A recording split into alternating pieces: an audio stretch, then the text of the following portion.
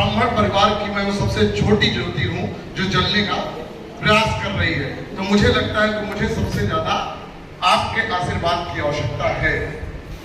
हम सभी ब्राह्मणवाद की बात करते हैं, भगवान परशुराम की बात करते हैं, परंतु अपने जीवन में उतारते कितना? ये सबसे प्रमुख है। किसी को मानिए या ना मानिए, परंतु उसकी मानिए, ये सबसे ज्यादा महत्वपूर्ण विषय है। जानते कोई समाज, कोई व्यवस्था टिकी कब रहती है? जब वो सत्ता में रहती है। जो जीतता नहीं उसका कभी इतिहास लिखा नहीं जाता। हारने वालों का कोई इतिहास नहीं होता। जब आप परास्त होने लगेंगे, आप मिटने लगेंगे, आपका इतिहास स्वतः समाप्त हो जाएगा। जब आप विजय में रहेंगे, आप राजस्व में व्यवस्था में रहेंगे, तभी आपका इतिहास आगे बढ़ पाएगा।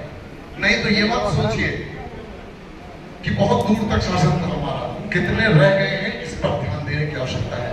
हमको बहकाया जाता है 3 से 4% के गलत जनगणना के आंकड़े आने दीजिए, 14 से 15% से कम नहीं है।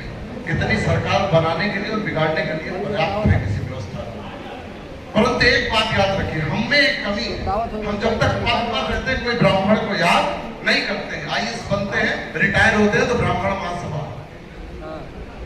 नेता रहते हैं तो सिर्फ अपनी व्यवस्था, अपनी अपनी अपनी योग्यता को स्थान देते हैं। कहीं बताइए, वो वृक्ष यदि आप यूकेलिप्टस बनेंगे तो समाज के आतंकवादी रहेंगे और काट के किसी धूल के रूप में लगा दिए जाएंगे किसी भी, उसके अलावा आपका कोई प्रयोग नहीं होगा। और ये बरगद पीपल, आपकी जितनी ज्यादा शाखाएं होगी, आप उठाकर देखिए आपके उत्तर से दक्षिण तक, जिनके जिनके बड़े बड़े नाम है, किसी का नाम नहीं लूंगा, वो क्यों है? उन्होंने एमएलसी बनाए हैं, जिला पंचायत अध्यक्ष बनाए हैं, जिला पंचायत सदस्य बनाए हैं, प्रधान बनाए हैं, बीडीसी बनाए हैं। ये सोचने का है कि आपने कितने बनाए। ये मेरे श्रेष्ठ जनों से मेरा ये प्रश्न है, मैं सबसे छोटा हूं और सबसे ज्यादा क्यूरियोसिटी मेरे अंदर है कि मेरे समाज के श्रेष्ठ जनों से है कि अपने समाज को बढ़ाइए। आप सभी, आपसे ज्यादा योग्य समाज में कोई नहीं है ना, आपसे ज्यादा धन की व्यवस्था आप किसी के पास है। ज्ञान में तो खैर तुलना ही बेकार है। बस इसी बात को कहकर मैं प्रणाम करूंगा। अंतिम दो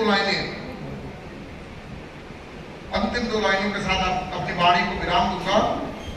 जीवन में रामत्व उतारो, यही धर्म है। हर बाली को छुप कर मारो, यही धर्म है। नैतिकता के बोझ तले दबकर मत मर जाना।